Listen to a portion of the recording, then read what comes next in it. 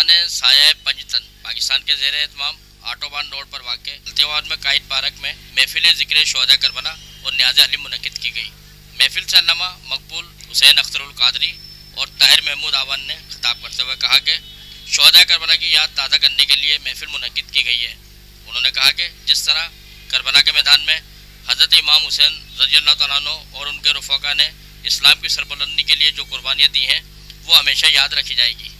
इससे कबल मारूफ सनाख्वा आगा गौहर अली, हाफिज़ सैयद हसन, अब्दुल वहाब कादरी और मोहम्मद अरसलान नक्शबंदी समेत दीगर सनाख्वा ने हदिया नात रसूल सल्लल्लाहु अलैहि वसल्लम पेश करके सादत हासिल की।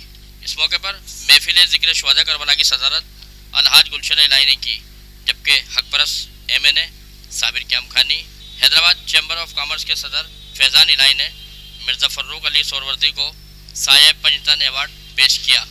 इस मौके पर यूनिक मोटरसाइकिल के director Noor Mohammad Ghangra, Wasiullah Khan Akhtarul Qadri, Azizur Rahman, doctor Iqbal Shaikh Qadri Naqshbandi, Baba Abdul Rahman, Syed Danish Mahmood, Shahzad Khan Zai, Qazi Rameez Raju, Hyderabad chamber of commerce के सीनियर नायब सदर दानिश शफीक कुरैशी, चेयरमैन अंजुमन हाजा मोहम्मद अकरम अख्तरुल कादरी समेत दीगर ने शिरकत की।